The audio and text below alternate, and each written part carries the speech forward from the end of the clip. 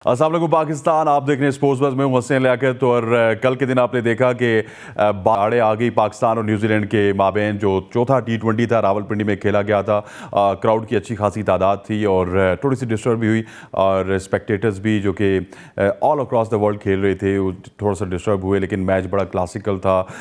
Wicket बड़ी अच्छी थी और वही विकेट थी जो पाकिस्तान सुपर लीग के लिए बनाई गई थी। और लग ये रहा था कि न्यूजीलैंड आखिरी चंद बालों पर 180-190 रन देखेगा, क्योंकि चैपमैन बड़ा अच्छा खेल रहे थे।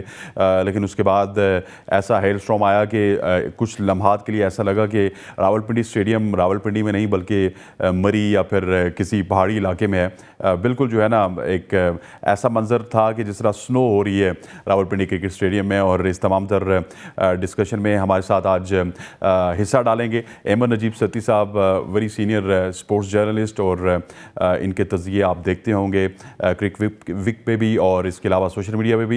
इसके अलावा हमारे साथ मौजूद हैं sports journalist, sport expert Zuhaib Ikhlaq, जिनको आपने PSL में तो एंजॉय किया, लेकिन अब ये आपको आज जो है अपनी तज़किए दिखाएंगे, तज़किए सुनाएंगे और बताएंगे कि रावलपिंडी क्रिकेट स्टेडियम में क्या कुछ हुआ। अहमद भाई, आज मैच हो गया और मैच आधा रहा और ऐसी बारिश हुई कि फिर उसे थमने का नाम नहीं लिया। और मेरा ख्याल है कि अब रावलपिंडी क्रिकेट स्टेडियम को बहुत सारी धूपें चाहिए।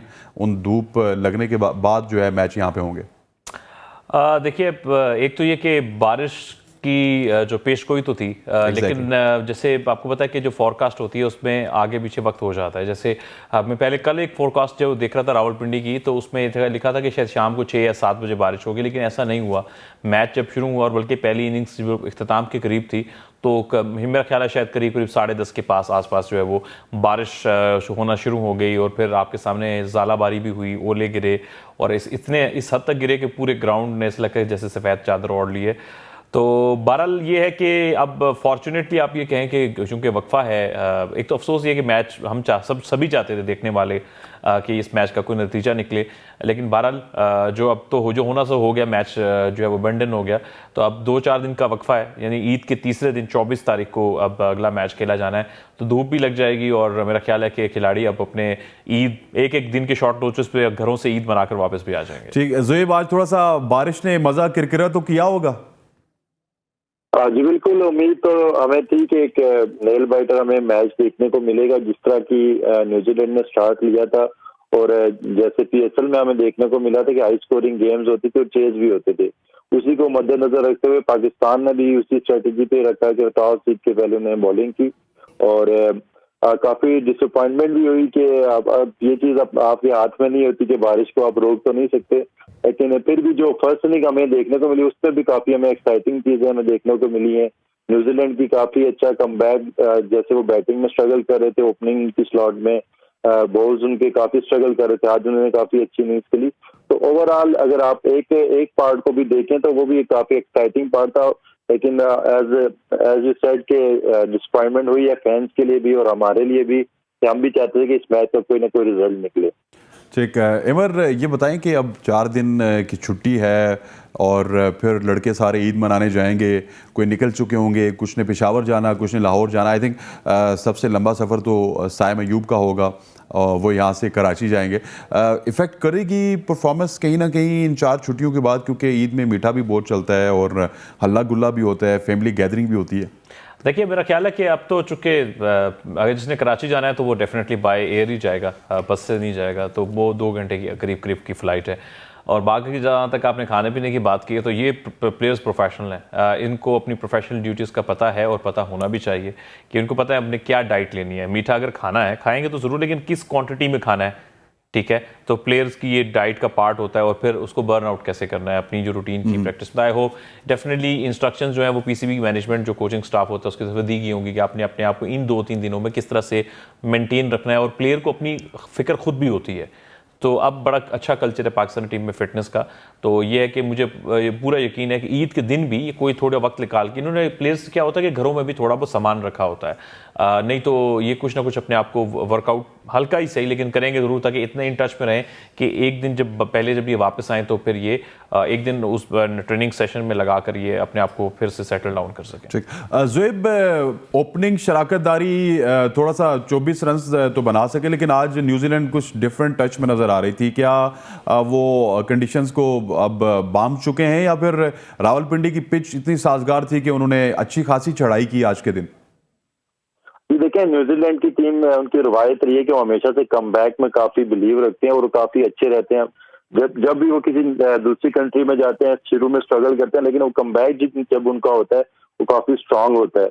आज भी पिछले मैच में हमने देखा कि उन्होंने स्ट्रेटजी काफी अच्छी रखी थी। इस मैच में भी ऑल्दो टॉम लैथम जल्दी आउट हो गए थे, टॉप एज हो गया था, लेकिन काफी अच्छा उन्होंने स्टार्ट दिया था। और जैसे शाहीन को वो खेले, बॉल में कोई बॉल उस तरह से हिल नहीं रहा था, और जैसे दूसरी एंड से बोज ने काफी अच्छी इनिंग्स के लिए एक जो कमी रह गई थी न्यूजीलैंड की ओपनिंग स्लॉट में, क्योंकि उनके जो पहले मार्टिन गुप्तल थे उनको साइडलाइन किया गया, फिर उसके बाद फिन एलन को काफी अच्छा इन टच रखा गया, लेकिन वो भी काफी परफॉर्म नहीं कर पाए। तो बोज ने जिस तरह से आज इनिंग्स के लिए काफी अच्छे शॉट्स उन्होंने खेले, और जिस तरह से शाहीन को उन्होंने टैकल किया है, तो एक क्वालिटी बैट्समैन वो नजर आते हैं। और ऑब्वियसली स्ट्रेटेजी उनकी अब जैसे जैसे कंडीशंस को देख रहे हैं, और रावलपिंडी की पिच जिस तरह की बैट्समैन को जिस तरह सूट करती है, तो उस तरह स्ट्रगल करते हुए न्यूजीलैंड की टीम नजर नहीं है। इमाद वसीम ने बहुत अच्छी बॉलिंग करवाई है। एक वही फैक्टर था जो कि न्यूजीलैंड अभी आप देखें तो 18.2 ओवर में जिस पॉइंट पे खड़ा है, वो इमाद वसीम की वजह से वो इस पॉइंट पे खड़ा। अगर इमाद वसीम वहां पे अच्छे ओवर्स ना करते तो ये 18.2 ओवर में मेरे ख्याल से 200 प्लस स्कोर होना था न्यूजीलैंड। ठीक। इमर, जिस तरह उन्होंने बात की, न्यूजीलैंड की क्रिकेट इस तरह की क्रिकेट है कि एक तो छोटा मुल्क है और उनके जो सर्कल में प्लेयर हैं वो 120, 30 या 150 मैक्स बनते हैं, और जितने भी अभी भी प्लेयर खेल रहे हैं इन्होंने कहीं ना कहीं न्यूजीलैंड को रिप्रेजेंट किया। और जिस तरह ज़ुएब बात कर रहे हैं कि टॉम लेथम तो चले उनके थोड़ा सा एक्सपीरियंस प्लेयर हैं, कैप्टन भी हैं, लेकिन उनके साथ उनके साथी बोस ने उनका बड़ा अच्छा साथ दिया, और आज 38 गेंदों पर 54 रन की इनिंग्स खेली और बड़े दिलकश शॉट लगाए। स्पेशली शाहीन अफरीदी को एक ओवर में आपने वो 3 बाउंड्रीज देखी होंगी, उसके बाद वो भी हैरान हो रही थी, हो क्या गया?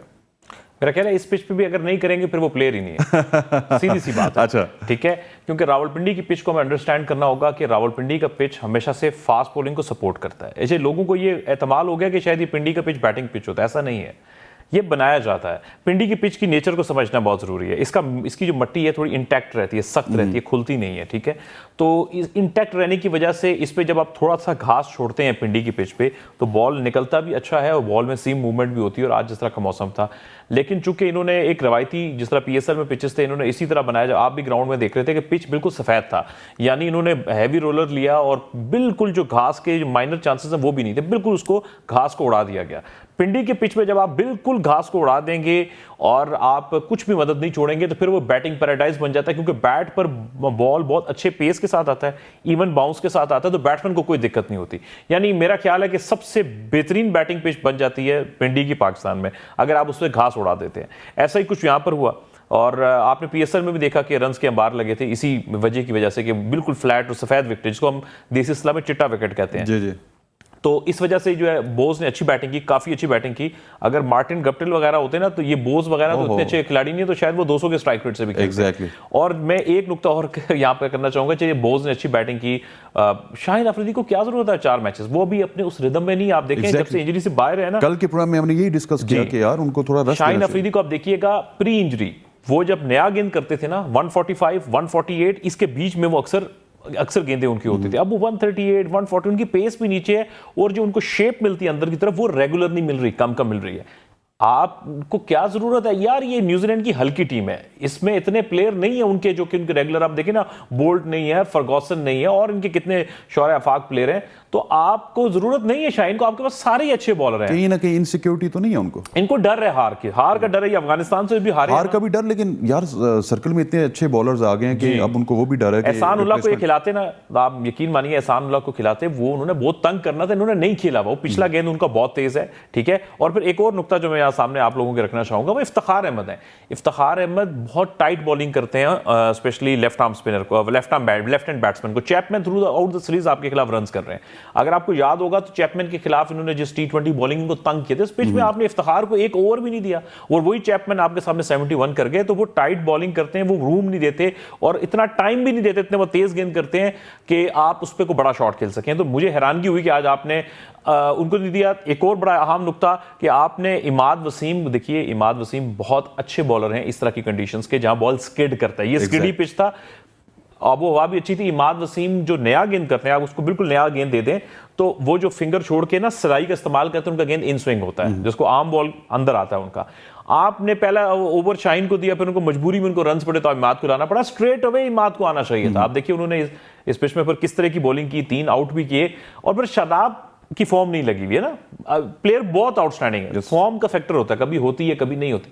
जब शादाब की फॉर्म नहीं लगी हुई, उसको एक ओवर करा के आप थोड़ा रेस्ट, इफ्तिखार को ट्राई कर लें जब लेफ्ट हैंड बैट्समैन आया, तो मेरा ख्याल है कि थोड़ी सी स्मार्टनेस एट टाइम्स लगता है कि मिस हमें होती नजर आती है कप्तानी में। ठीक, स्मार्टनेस मिस नजर आती है। आज मैं, आप और बाजिद खान मीडिया बॉक्स में मौजूद थे, वो पिंडी के हवाले से बड़े पुरजोश थे, क्या कहा उन्होंने? हाँ, उन्होंने कहा कि ये best pitch in Pakistan for batting. और फिर हमने सवाल ये किया कि आप पिंडी से हैं तो इस वजह से कह रहे हैं, उन्होंने कहा नहीं मैं इस्लामाबाद से हूँ, लेकिन पिंडी की पिच जो है सबसे बेस्ट है। अच्छा ज़ुएब, कहीं ना कहीं कमबैक जरूर किया पाकिस्तान की बॉलिंग लाइनअप ने और मिडिल फेज में न्यूजीलैंड ने विकेटें भी गंवाई और लग रहा था कि पाकिस्तान कंटेन करने में कामयाब हो जाएगा न्यूजीलैंड को, लेकिन लेटर पार्ट में अच्छा खेले चैपमैन। जी बिल्कुल, जिस तरह इमाद वसीम ने जिस तरह के कमबैक ओवर करवाए, जिस तरह उन्होंने विकेट ले ली, वहां पे न्यूजीलैंड अंडर प्रेशर आ गया था, एक टाइम ऐसा था। उसके बाद फहीम अशरफ ने एक छोटा सा अच्छा ओवर करवाया और 8-9 रन का। आरिस रऊफ ने अच्छे ओवर करवाए। शाहीन ने बीच में आके वापस काफी अच्छी बॉलिंग करवाई, उस विकेट पे अपना पेस भी चेंज किया और यॉर्कर लेंथ भी करवाई और फिर बॉल्स को आउट भी किया। और उसके बाद अगर देखा जाए तो पाकिस्तान काफी अच्छी पोजीशन पे था, सिवाय एक जमान खान के ओवर में थोड़ा अंडर प्रेशर नजर आए और जहां पे उनको यॉर्कर लेंथ करवानी चाहिए थी, थोड़ा पीछे थोड़ा बॉल करवाते रहे, गुड लेंथ और शॉर्ट ऑफ द लेंथ पे। क्योंकि आप देखें जो पिंडी की विकेट है वो बैट्समैन को काफी सपोर्ट करती है, इवन बाउंस है, पेस अच्छा है। जब आप पीछे बॉल करेंगे तो आप अपने सिर्फ पेस पे आप नहीं बढ़ सकते। जैसा हमने PSL में देखा कि जब 200 प्लस स्कोर हो रहे थे तो लाहौर कलंदर्स की टीम जब यहाँ पे खेलने आई तब जमाल खान, शाहीन, आरिस रऊफ ने यॉर्कर लेंथ जब करवाए थे तब सक्सेसफुल रहे थे। तो जमान खान थोड़ा इस चीज को मिस कर गए। उसके अलावा अगर जमान खान के ओवर को निकाल दें तो पाकिस्तान 17-16 ओवर तक काफी अच्छी पोजीशन में था। एमर भाई, पाकिस्तान के खिलाफ ना हमेशा से आपने देखा होगा, बड़े लंबे अरसे से आप क्रिकेट देख भी रहे हैं, खेल भी रहे हैं, कि कोई ना कोई प्लेयर हम प्रोड्यूस कर देते हैं अपोजिशन टीम का। और जिस तरह से ये टूर्नामेंट खेल रहे हैं चैपमैन, मेरा ख्याल है कि वो अब न्यूजीलैंड की आंखों का तारा बन जाएंगे। बहुत शानदार खेल रहे हैं। असल में मुझे नहीं समझ आती कि ये जो टीम के साथ वीडियो एनालिस्ट होते हैं कि ये काम तो कर रहे होते हैं लेकिन क्यों नहीं सही से वर्क करते। मुझे याद है हमने जो लास्ट सीरीज न्यूजीलैंड जाकर खेली थी ना, उसमें भी चैपमैन ने हमारी धुलाई की थी। ठीक है, इनका अगर आप खेलने का जोन देखेंगे स्पेशली तो वो उनका मिड विकेट से लेकर स्क्वायर लेग का एरिया बहुत स्ट्रॉन्ग है। ये निकलते हैं वहीं पे इनके ऑलमोस्ट आपको ज्यादातर बाउंड्रीज और छक्के नजर आते हैं। ठीक है, क्यों फिर आप उनको जोन में गेंद करते हैं? सिंपल सी बात है, क्रिकेट में सिंपल सी साइंस है जी। जो बैट्समैन इधर उसको आउटसाइड ऑफ स्टंप थोड़ा सा आप तंग करें, फील्डर लें, पीछे लें, एक डीप कवर पे ले लें, एक पॉइंट को रखें, उसको आउटसाइड ऑफ स्टंप गेंद करें, तो वहां पर वो आपको चौका या छक्का मारने के चांसेस ना हो जाए। छक्का तो कभी भी नहीं मार सकते शायद, लेकिन चौके के चांसेस भी कम हो जाएंगे। आप उनको फीड करेंगे मिडल, तो मिडल में तो उनकी बैट की स्विंग में आएगा ना। अभी जैसे उन्होंने हारिस रऊफ को छक्का मारा था, वो उसको बीच में गेंद कर रहे थे तो वो निकले, उन्होंने हल्का सा पुश किया, तो हारिस हालांकि राउंड द विकेट उन्होंने इस टूर्नामेंट में बहुत अच्छी बॉलिंग की, तो राउंड द विकेट गेंद करो, ठीक है ना, या उसको क्रॉस खिलाओ।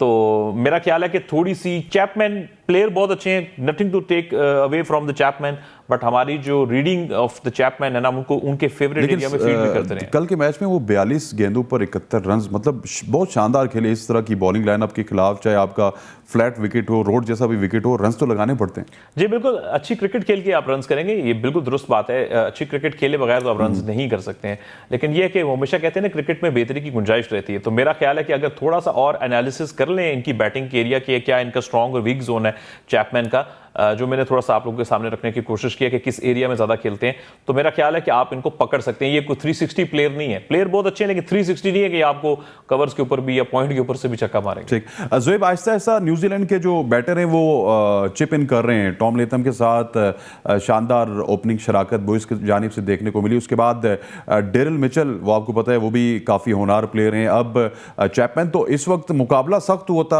हुआ हमें नज़र आ रहा है। मतलब 4 उनके बैटर जो है वो अच्छी परफॉर्मेंस दे रहे हैं। कहीं ना कहीं बस ये जो चौथे 5वें नंबर का गेम है ना, ये रह गया न्यूजीलैंड का। जी देखिए, जिस तरह वो मैचेस खेलते जा रहे हैं, कंडीशन को असेस करते जा रहे हैं। टॉम लेथन शुरू में जिस तरह की इनिंग्स खेले थे, थोड़ा स्लो स्टार्ट ले रहे थे। आज उन्होंने देखा कि पिंडी की विकेट, और जाहिर सी बात है उन्होंने भी काम किया होगा, डाटा के ऊपर सारी चीजें देखी होंगी, तो उनको आइडिया था कि हमने यहाँ पे 190 प्लस स्कोर करना है, तो शुरू से एग्रेसिव हो गए थे। तो जैसे जैसे मैं बता रहा हूँ, चैपमैन तो अच्छा परफॉर्म कर रहे हैं, उसके साथ साथ बोज ने आज उनका एक ये परफॉर्मर आ गया एक और उनका ओपनिंग स्लॉट में। टॉम लेथम की फॉर्म अच्छी लगी हुई है। एक मिचेल जो है वो थोड़ा, जिस तरह की उनकी नेचर है, जिस तरह की वो गेम करते हैं, अभी वो उस तरह की टच में नजर नहीं आया। अगर वो भी परफॉर्म कर जाते हैं तो मेरे ख्याल से आखिरी तो जो 2 मैचेस है, पाकिस्तान को अपने फुल स्ट्रेंथ के साथ खेलना पड़ेगा, नहीं तो ये सीरीज भी पाकिस्तान के खतरे में जा सकती है। जिस तरह कंसर्न पाकिस्तान की टीम और कैप्टन शुरू के 2-3 मैचेस में रहे, क्योंकि अफगानिस्तान से हार के आए, और ये सीरीज अगर पाकिस्तान हार जाता है तो बहुत सारे सवालात उठना शुरू हो जाएंगे। तो इस वजह से भी जैसे हमारे गेस्ट ने पहले भी जिक्र किया कि थोड़ा डर है पाकिस्तान के डग आउट में कि अगर ये सीरीज भी खुदा ना खास्ता हम हार जाते हैं तो फिर पाकिस्तान की जो तमाम तर चीजें वो कहाँ पे स्टैंड करती हैं। तो आखिरी जो अब आने वाला जो मैच है वो काफी इंपॉर्टेंट होगा। 2 अगर पाकिस्तान हार भी जाता है तो सीरीज लेवल हो जाएगी, लेकिन पाकिस्तान टीम पूरी कोशिश करेगी कि इस चीज को यहाँ पे पाकिस्तान जीते, और तमाम तर जो क्रिटिक्स हैं और सारी चीजें उनको अंडर कारपेट कर दिया जाए, और पाकिस्तान के जो आगे जो फोकस है वर्ल्ड कप, एशिया कप पे, उस पर फोकस किया जाए। ठीक। इमर, ये बताइएगा कि शाहीन शाह अफरीदी, अब बॉलिंग की बात कर लेते हैं। शाहीन शाह अफरीदी का पीएसएल भी इतना अच्छा नहीं रहा, और उनके बारे में यही कहा जाता था कि जब भी ये पहले 1-2 ओवर्स में आते हैं तो ये विकेट्स लेते हैं, और अच्छी खासी उन्होंने विकेट्स ली हैं। अब वो इम्पैक्ट कहीं ना कहीं ख़त्म हो रहा है। क्या इंजरी से मुकम्मल तौर पर वो रिकवर नहीं हुए, और अगर रिकवर नहीं हो तो खेल क्यों रहे हैं? क्या वो जो ट्राइका है बाबर, रिजवान और शाहीन का, वो उनको मजबूर कर रहा है? क्योंकि इस तरह की परफॉर्मेंसेस देंगे तो हमने देखा है एक ज़माने में जब आमिर से परफॉर्मेंसेस नहीं हो रही थी तो हमने बुला दिया उनके जितनी भी सर्विसेज थी। पहले तो हमने उनके दूसरे केसेस बुलाए, फिर उनकी चैंपियन ट्रॉफी हमें भूल गई।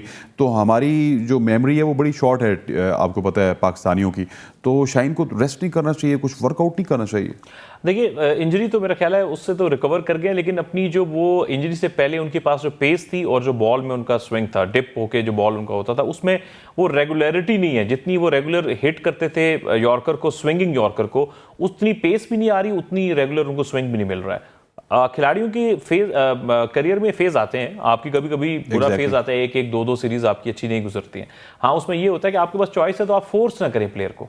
कभी कभी प्लेयर को मेंटल रेस्ट भी चाहिए होती है, जब आपके साथ सही चीजें नहीं चल रही होती हैं, आपकी शायद रिस्ट ठीक नहीं लग रही, आपको स्विंग नहीं मिल रहा है, तो आपको थोड़ी मेंटल ब्रेक भी चाहिए होती है। आपका इतने फास्ट बॉलर्स है, कोई नहीं, आप कुछ भी नहीं डर होता। आप खिलाएं 5वें मैच में हारिस को फखर की जगह, आप खिलाइए, क्या मसला है आपको? एग्जैक्टली। ठीक है, आप क्यों डरते हैं यार? आप देखें, स्मार्ट लोग होते हैं। अगर आपको अपनी बैटिंग पे इतना भरोसा नहीं है ना, विकेट कीपर भी है, रिजवान को बिठा के मेरी आप फखर को अगर रेस्ट करा देते हैं, बाबर रिजवान ऊपर से खेलते हैं, ज्यादातर मैचेस में लंबा ही खेलते हैं, आपको टेंशन नहीं होनी चाहिए। ठीक है, अगर विकेट गिर भी जाती है हारिस के बाद इफ्तिखार के साथ आपके पास साइम अयूब है, शादाब है, इमाद है, फहीम अशरफ है, इतनी लंबी पर अगर इवन शाहीन भी अगर शाहीन बैटिंग कर लेता है, थोड़ा हिट अगर चाहे तो वो हारिस भी मार लेता, तो इतनी लंबी बैटिंग है यार।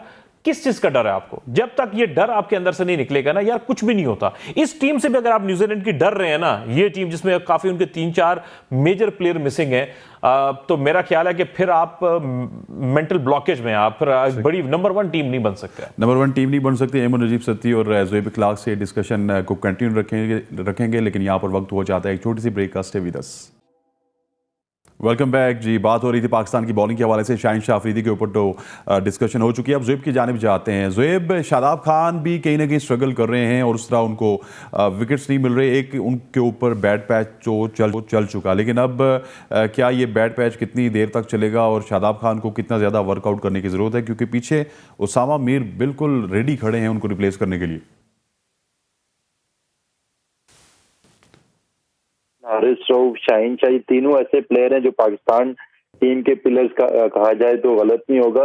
और तीनों ही प्लेयर जो इंजरी से वापस आ रहे हैं। शादाब खान जो अफगानिस्तान की सीरीज थी उसमें काफी अच्छी उन्होंने बॉलिंग की, स्पिनिंग विकेट थी जहाँ पे स्पिनर्स को हेल्प मिल रही थी, वहां पे उन्होंने अच्छा परफॉर्म किया। और जब पाकिस्तान में है तो ऑब्वियसली यहाँ पे विकेट इस तरह से स्पिनर्स को सपोर्ट नहीं कर रही। आपने पीएसएल में भी देखा कि उसामा मीर ने विकेट तो ली है लेकिन वो इस तरह से इफेक्टिव नहीं थे जिस तरह से बाकी बॉलर्स फास्ट बॉलर्स है, जिस तरह की दूसरे बॉलर्स इफेक्टिव थे। तो पाकिस्तान की बेसिकली जिस तरह की ट्रैक अभी बनने शुरू हो गए हैं, वहां पे जब स्पिनर्स को हेल्प नहीं होगी तो ऑब्वियसली एक जो प्लेयर जिसका अच्छा पैच नहीं चल रहा तो उसको मार तो पड़ेगी। लेकिन शादाब खान ने हमने देखा कि जो एक दो कीमती विकेटें हासिल की हैं और थोड़ा आहिस्ता आहिस्ता रिदम में आते हुए नजर आ रहे हैं। बैटिंग में भी स्टिल वो स्ट्रगल कर रहे हैं, अभी भी बैटिंग में उनको काफी जिस तरह के कैलिपर और जिस तरह के वो प्लेयर हैं उस तरह की वो परफॉर्मेंस नहीं दे सके। तो मेरे ख्याल से थोड़ा हमें पेशेंस रखनी चाहिए कि 8 ओडीआई हमारे पास हैं और ये T20 सीरीज है, उसके बाद मेरे ख्याल से एक और T20 सीरीज है एशिया कप और वर्ल्ड कप से पहले। तो हम जितना ज्यादा इन प्लेयर्स को जो इंजरी से वापस आए हुए हैं इनको जितने ज्यादा मैच प्रैक्टिस देंगे उतना पाकिस्तान के लिए बेहतर होगा। मैं शाहीन को खिला रहे हैं, मैं बिल्कुल इस चीज के हक में हूँ। शाहीन को खिलाना चाहिए, उसको रेस्ट नहीं देना चाहिए। बाकी जो आपके प्लेयर्स हैं उनको बेशक आप रेस्ट दे दें। शाहीन, हारिस रऊफ और शादाब ऐसे प्लेयर हैं जिनको आप जितना ज्यादा खिलाएंगे वो उतने ज्यादा बेहतर होंगे क्योंकि इंजरी से वापस आ रहे हैं। शाहीन काफी रेस्ट करके वापस आ रहे हैं तो उनको जितने मैच प्रैक्टिस दी जाएगी उतने बेहतर होते जाएंगे। Sir, Imad Wasim was very very special और जो उससे पहले चल रही थी ना मीडिया में बातें, और स्पेशली इमाद वसीम ने एक इंटरव्यू में भी कहा जी कि आप मुझे कोई टीम से निकालेगा तो मैं पूछूंगा कि मुझे क्यों निकाला गया, और वो यही रिलेट किया जा रहा था कि उनकी और बाबर के दरमियान हो रही है। फिर एक पॉडकास्ट भी देखा आपने इमाद और बाबर आजम का, और आज मैच में हम ग्राउंड से देख रहे थे दोनों बड़े जल नज़र आ रहे थे, और जब उनको लाया गया तो उन्होंने विकेट भी प्रोड्यूस किया और बड़े चार्ज नज़र आ रहे थे आज।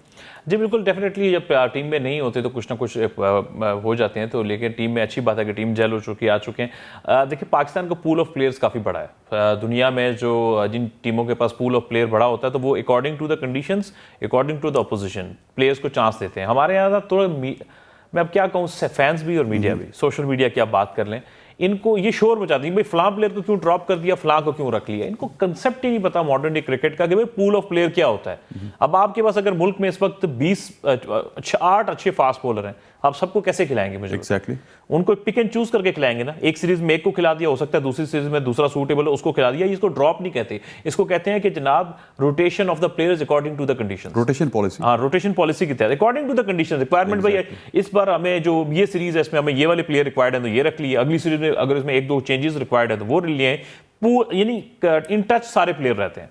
अभी देखिए कि नवाज जो है, पीएसएल को आप निकाल दें, पिछले 12-16 महीने में नवाज ने पाकिस्तान के लिए ब्रिलियंट परफॉर्मेंस दी है, with the ball with the bat. ठीक है, नवाज को पीएसएल में अच्छी परफॉर्मेंस दी, इमाद को उन्होंने चांस दे दिया। नवाज गुड इनफ प्लेयर है, यानी उनको प्रूव करने की जरूरत नहीं, प्रूवन प्लेयर है ना। वो हो सकता है आगे कोई सीरीज है जहां टर्न ज्यादा हो तो नवाज प्रेफर हो जाएंगे इमाद के ऊपर। ये पिचेस में टर्न नहीं है, फ्लैट ट्रू पिचेस हैं, तो यहां पर इमाद को क्योंकि वो टाइट बॉलिंग करते हैं। तो मैं तो ये समझता हूं कि यार ये तो आपकी खुशनसीबी है कि आप एक गुड हेडेक के आपके पास एक चॉइस है कि यार अच्छे प्लेयर ज्यादा हैं, तो आपको बड़ी मुश्किल हो रही है कि इनमें से किस अच्छे को हम पहले चांस दें। अच्छा, थोड़ा सा शॉर्टली बताइएगा, फिर चलते हैं मिकी ऑथर की जा रहे। परदेसियों का शहर है रावलपिंडी, लेकिन आज मायूस नहीं किया आपने। देखा कि ग्राउंड बिल्कुल जैम पैक था। हालांकि कहा यह जाता है रावलपिंडी के हवाले से कि यहाँ पर आखिरी जो 3-4 रमज़ान के दिन चल रहे होते हैं सारे ही कूच कर जाते हैं। अच्छा, जब हम क्योंकि पहले पहुंच गए थे, आपको पता है कि प्रेस कॉन्फ्रेंस भी थी। हम तो बहुत पहले गए ना, बहुत 6 बजे गए। जी, हम 6 बजे पहुंच गए थे। तो उस वक्त कई दोस्त ख्याल कर रहे थे जो आप बात करेंगे, पर लोग अपने अपने इलाकों में चले गए होंगे। मेरी और आपकी भी डिस्कशन। हाँ जी, ईद पे चले गए होंगे और शायद आज उस तरह से क्राउड नहीं आएगा। लेकिन जब मैच का आगाज़ हुआ तो थोड़ी देर में क्राउड ऑलमोस्ट फुल होने के करीब था। तो मेरा ख्याल है कि फिर से एक बार मैं सलाम पेश करता हूँ रावलपिंडी, इस्लामाबाद और उसके गिरदोनवा से इलाकों से जो लोग मैच देखने के लिए आते हैं, कि उन्होंने अपनी वो रवायत बरकरार रखी है कि ये ना सिर्फ आके इस ग्राउंड को फुल करते हैं, बल्कि ये आके जिस तरह से बैक करते हैं ना सिर्फ पाकिस्तान को बल्कि दोनों टीमों को। और आप यकीन मानिए कि जब से क्रिकेट पाकिस्तान में वापस आई है मैंने रावलपिंडी से अच्छा क्राउड नहीं देखा। ये मैं बायस नहीं हूं कि मेरा इस रीजन से ताल्लुक है, मैं बड़ी न्यूट्रल आप लोगों से बात कर रहा हूं। बारिश में भी मैंने इनको PSL 5 में बारिश के होते हुए भी बैठे हुए देखा, क्राउड गया नहीं। ऐसा क्राउड मैंने पाकिस्तान में कहीं और अभी इन गुज़श्ता सालों में नहीं देखा। डेफिनेटली जी, इस्लामाबाद के बाजिद खान भी आज तारीफ कर रहे थे। ज़ुहैब, आपकी तरफ आऊंगा। मिकी ऑथर की प्रेस कॉन्फ्रेंस आपने सुनी होगी, नजम सेठी के साथ वो मौजूद थे, बल्कि हारून रशीद भी वहाँ पे मौजूद थे। उनके साथ सवालात का सिलसिला काफ़ी ज़्यादा रहा, लेकिन शॉर्ट टाइम था, कोई 3-4 सवाल उन्होंने लिए। ऑनलाइन कोचिंग के हवाले से एक सवाल हुआ कि आप के हवाले से मीम्स चल रही हैं कि आप ऑनलाइन कोचिंग करेंगे, जिसको उन्होंने थोड़ा सा डिनाई इन अ सेंस किया कि उन्होंने कहा कि नहीं, मैं पाकिस्तान टीम को अभी भी ज्वाइन कर चुका हूँ, अभी जा रहा हूँ, लेकिन मैं ज्वाइन करूँगा। तो मिकी ऑथर के हवाले से आपके क्या ख्यालात हैं? क्या एक दफ़ा फिर वो कारगर साबित हो सकते हैं पाकिस्तान टीम के लिए? जी देखिए, मिकी ऑथर का जिस तरह का एटीट्यूड है और जिस तरह की उनके पास में पाकिस्तान के साथ जो एफिलिएशन रही है, सबसे पहले तो हमें जो सबसे पहले जो चीज देखने को मिलेगी वो होगी पाकिस्तान टीम की फिटनेस और पाकिस्तान टीम के प्लेयर्स का एटीट्यूड जो होगा टुवर्ड्स द गेम। क्योंकि मिकी ऑथर जो है फिटनेस के हवाले से बहुत स्ट्रिक्ट है। आपने देखा होगा जब वो प्रीवियसली पाकिस्तान टीम के साथ थे तो वहाब रियाज, मोहम्मद इरफान और इन जो उमर अकमल और जितने भी जो प्लेयर्स थे जिनमें फिटनेस के मसाइल थे, वो कितना इनके अगेंस्ट चले गए थे और इनको बिल्कुल टीम से ही फारिग कर दिया था। खास करके मोहम्मद इरफान का आपने देखा होगा जब वो मैच में खेलते थे और कोई मिसफील्ड करते थे, मिकी ऑथर का रिएक्शन कैसे होता। और उसके अलावा जब वहाब रियाज ने जब रन अप 5-6 दफा जब वो भूल गए थे एक टेस्ट मैच में, तो वहां पे भी आपने देखा होगा मिकी ऑथर का किस तरह का रिएक्शन था और उनका बस नहीं चल रहा था कि वो ग्राउंड में पहुंच जाए, वहाब रियाज को उधर से खींच के वापस ले आए। तो उनका जो बिहेवियर है वो इस तरह का बिहेवियर है और फिटनेस के हवाले से वो बहुत स्ट्रिक्ट है और स्ट्रेटजी वाइज वो काफी अच्छे हैं।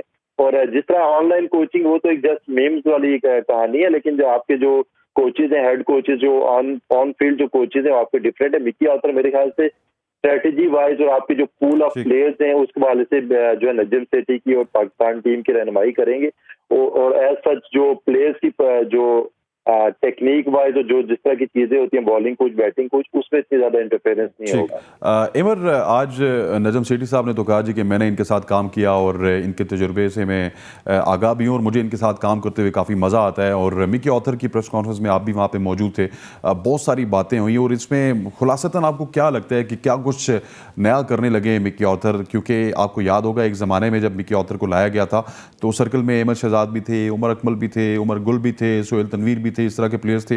ऑल ऑफ द सडन एक पूरा सिस्टम चेंज किया गया और आज वो लड़के जो मिकी ऑथर 2017-18 में लाए थे वो सुपरस्टार हैं। तो क्या कुछ और चेंजेस भी नजर आएंगे आपको टीम में? देखिए, मिकी ऑथर का पहले हमें देख लेना चाहिए कि ऐसा कोच क्या है। उनका कोचिंग का जो करियर है वो कंट्रोवर्शियल भी बहुत रहा है, बहुत ज्यादा। ठीक है, ऑस्ट्रेलिया में उनके खिलाफ बगावत हुई थी। एग्जैक्टली, प्लेयर्स ने की थी कि यार ये इनका एटीट्यूड ठीक नहीं है। और पाकिस्तान के साथ जो उनका टेन्योर रहा है वो कुछ अच्छी यादें भी हैं, कुछ अच्छी यादें नहीं। उमर अकमल के साथ भी झगड़ा हुआ इनका, अहमद शहजाद के थोड़ा साथ सा इनके बारे में ये था कि हाइपर भी हो जाते हैं प्लेयर के साथ। ये अच्छी बात उनकी, सबसे पहले चल अच्छी बात से स्टार्ट कर लेते हैं कि यंगस्टर को बहुत बैक करते हैं। पाकिस्तान में उन्होंने बाबर आजम को बहुत बैक किया, इमाद वसीम को भी बहुत बैक किया इन्होंने, और कुछ यंग प्लेयर्स को उन्होंने बैक किया। और बाबर आजम की सबसे बड़ी सक्सेसफुल कहानी है कि जहाँ पे मिकी ऑथर ने ट्रस्ट दिखाया इनके टैलेंट के ऊपर और बाबर आजम को कंसिस्टेंट चांसेस दिए, तब स्पेशली टेस्ट क्रिकेट में जब बाबर आजम स्ट्रगल कर रहे थे तब भी, और फिर वो बाद में बड़े प्लेयर बने। ओवरऑल एक अच्छे कोच माने जाते हैं, इसमें कोई शक की बात नहीं है, लेकिन उनका टेस्ट रिकॉर्ड बहुत पुअर है पाकिस्तान के साथ। मैं आपको इसका, ठीक है, और टेस्ट में तो हमें फिर ठीक है, टेस्ट रिकॉर्ड बहुत पुअर है। अगर आप मुझसे पूछेंगे तो मिकी ऑथर और मिसबाह उल हक का कोई मुकाबला ही नहीं है। Misbah ul Haq hands down to the test cricket. Misbah ul Haq मेरा ख्याल है आंखें बंद करके पाकिस्तान क्रिकेट बोर्ड को, अगर without any biased, Misbah ul हक को टेस्ट क्रिकेट में हेड कोच रख लेना चाहिए। वाइट बॉल में ठीक है, उनके खुद एज अ प्लेयर भी और एज अ कोच भी इतने उनकी नहीं है, लेकिन जहां लॉन्ग फॉर्मेट आता है as a player, as a captain, as a head coach, Misbah ul Haq. तो आप अगर मल्टीपल, जब आप कप्तानों की बात करते हैं, व्हाई नॉट कि आप मल्टीपल हेड कोच। एक जमाने में आपको पता है मोहसिन हसन खान को 3 मैचेस के लिए लाया गया था और वो पाकिस्तान ने 3-0 किया था और उसके बाद मोहसिन हसन खान साहब गायब भी हो गए। उसमें भी असल वजह तो मिसबाह थे, कप्तान मिसबाह थे। एग्जैक्टली। अब आप देखें जब बाबर आजम कप्तान थे, जो बिल्कुल नए नए कप्तान थे, तो हेड कोच मिसबाह थे। एग्जैक्टली। बेसिकली बाबर आजम को चला रहे थे हेड कोच मिसबाह उल हक। मिसबाह उल हक हेड कोच से आप अपनी होम सीरीज हारना शुरू हो गए। होम सीरीज हारना स्टार्ट हो गई और वही बाबर जिसका वाइट बॉल में 66%, 67% रिजल्ट है, वो टेस्ट क्रिकेट में 44% प्रोड्यूस कर रहे हैं। जी हाँ, तो बेसिकली जो मेन सक्सेस स्टोरी थी वो मिसबाह का माइंड था, ब्रिलियंट माइंड था, मिसबाह का माइंड था। और अच्छा, बाबर आजम के हवाले से भी ज़ोएब एक सवाल हुआ मिकी ऑथर से, उन्होंने कहा कि बाबर के हवाले से बहुत कहा वो बड़े क्लासिकल प्लेयर हैं, दिस दैट, जिस तरह पूरी दुनिया कहती है, लेकिन एक वर्ड बड़ा कैची था कि बाबर आजम इज लेजेंड, और बड़ा पॉजिटिव लग रहे थे वो बाबर आजम के हवाले से। जी देखिए, बाबर आजम का जब कैरियर का स्टार्ट हुआ तो मिकी आर्थर ने उनको विराट कोहली से कंपेयर किया था, और मिकी आर्थर ही थे जिन्होंने बाबर को बहुत ज्यादा कॉन्फिडेंस दिया था, और बाबर के साथ काफी अच्छा उनके साथ उनका रिलेशन था। उसके बाद इमाद वसीम के साथ भी उनका काफी अच्छा रिलेशन है, लेकिन सबसे पहले जो बाबर आजम की बैटिंग और उनकी जो स्किल्स को बूस्ट देने वाले थे वो मिकी आर्थर ही थे। और जहां तक मेरा ख्याल है अभी भी जो जैसे मिकी आर्थर ने टीम को ज्वाइन किया, जिस जब पीसीबी ने जो वीडियोस रिलीज की तो उसमें भी काफी जल नजर आ रहे थे, और जिस तरह की वो डिस्कशन बाबर के साथ कर रहे तो ऐसा लग नहीं रहा था कि कोई उनकी आपस में कोई इख्लाफात है, कुछ तरह की चीज है।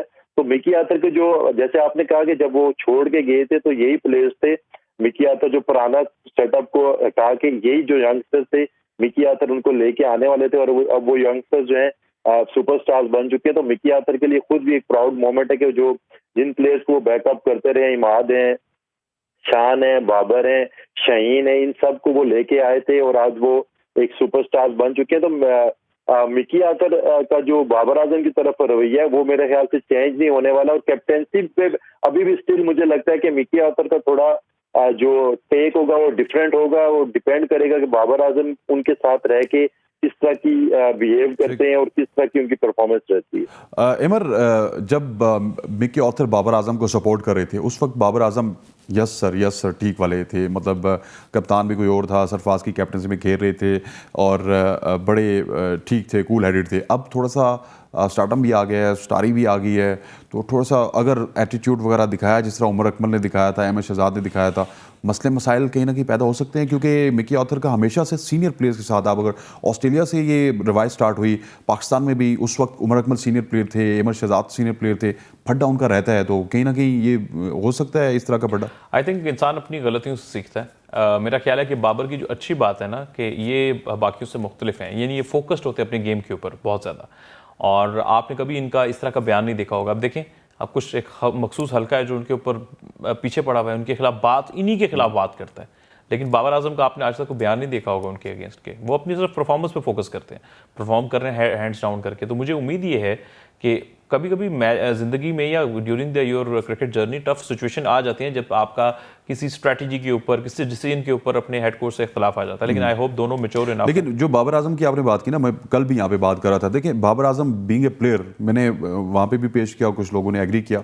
अगर इतना प्यार है हमें उनसे कि अगर वो 50 मैचेस में ना 0 कर जाएं, हम कोहली की तरह उनको बैक करेंगे। इतना ज़्यादा आज भी देखा था, चांटिंग हो रही थी, बाबर आजम के नारे लग रहे थे, लेकिन बीइंग ए कैप्टन अगर आप परफॉर्म नहीं करेंगे, आप एक से दूसरा मैच हार जाएंगे, तो बीइंग ए कैप्टन तो आपके ऊपर जो है तनकीद बनती है, वो आपको बर्दाश्त भी करनी होगी, उसको आपको पॉजिटिव भी लेना होगा। लेकिन बाज़ हल्कों में ऐसा होता है कि वो फिर स्टैट्स दिखाना स्टार्ट कर देते हैं, जी बाबर का इस टीम के खिलाफ ये है, इस टीम का ये, वो भी गलत है।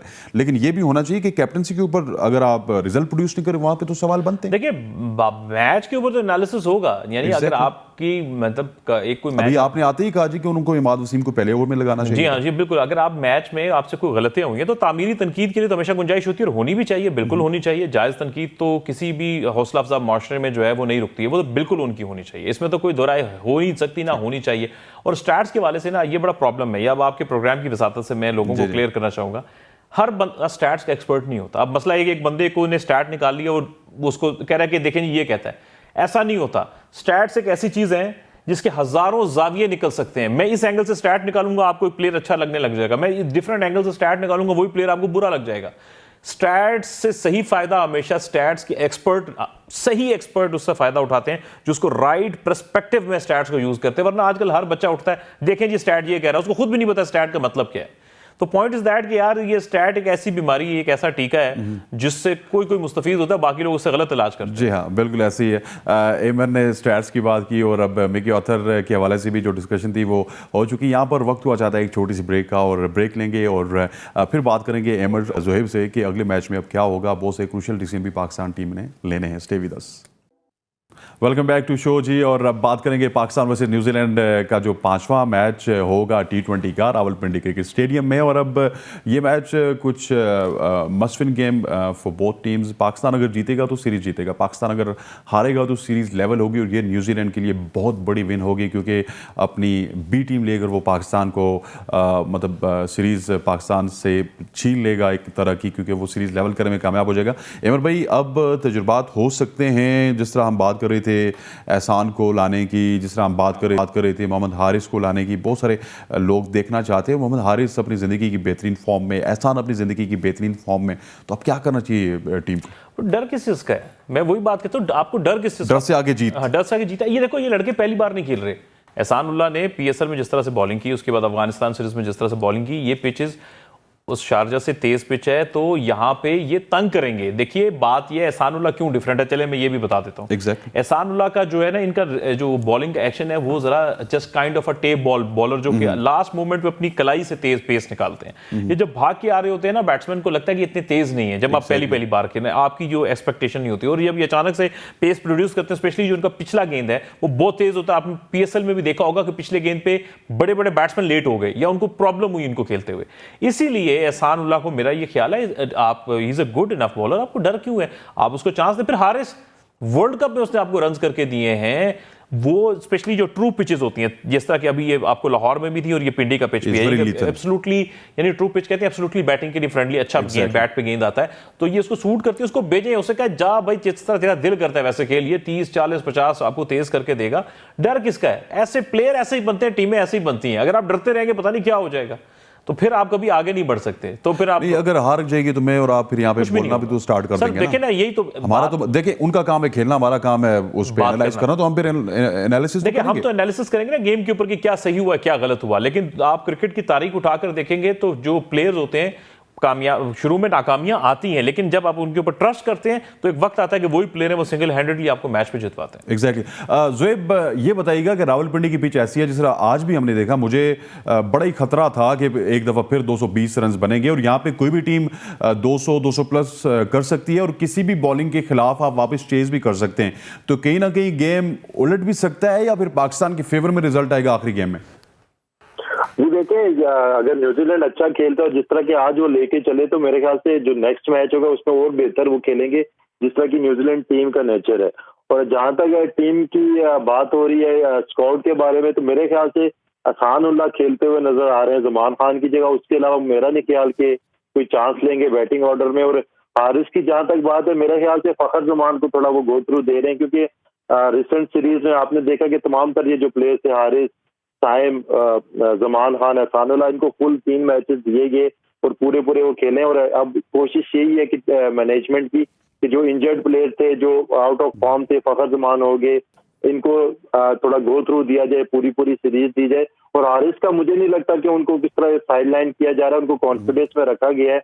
और वो इस तरह के प्लेयर हैं कि वो आपकी फर्स्ट चॉइस, जब आप बड़े मैचेस में जाएंगे तो ऑटोमेटिकली आपके फर्स्ट चॉइस वो बैट्समैन होंगे।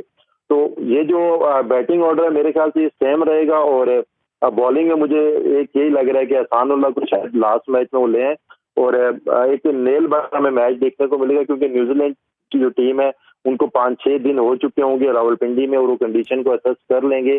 और अगर तो पाकिस्तान टॉस जीता तो हमें फिर वही सेम डिसीजन देखने को मिलेगा कि बाबर आजम चेज की तरफ जाएंगे। और अगर न्यूजीलैंड टॉस जीता तो न्यूजीलैंड का भी यही मेरे ख्याल से इवन स्टीवन फैसला होगा कि वो भी चेज की तरफ ही जाएंगे।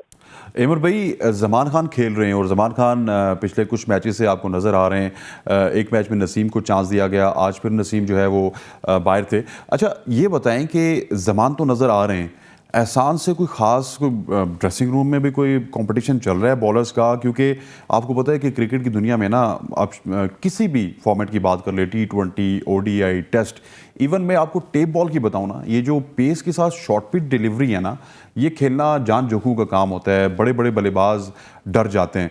एहसान उसमें स्पेशलाइज्ड है और एहसान को क्यों नहीं यूज़ किया गया अभी तक? वो लाहौर कलंदर वाला भी फैक्टर होगा। देखिए, इसमें जो टाई पड़ता है ना, टेक्निकली टाई देखें तो एहसान का टाई है हारिस रऊफ के साथ, ठीक है, दोनों चेंज पे आते हैं, दोनों एक्सप्रेस पेस फास्ट बॉलर हैं। तो टाई है हारिस रऊफ और एहसान उल्लाह का। मसला ये बना हुआ है क्योंकि सीरीज में उन्होंने ये अफगानिस्तान वाली सीरीज में हारिस नहीं थे, आपने यंगस्टर को चांस दिया। इस सीरीज में उन्होंने हारिस को खिलाया, बेसिकली एहसान को रेस्ट कराया, जिनके साथ उनकी टाई पड़ी हुई है बेसिकली। जो कि आप जमान खान से भी नया गेंद करा रहे थे और नसीम शाह भी नया गेंद करते हैं, तो नए गेंद वाले ने नए गेंद वाले को रिप्लेस किया। जब नसीम आए थे वो जमान की जगह आए थे, अब वापस जमान आए तो वो नसीम की जगह आए हैं।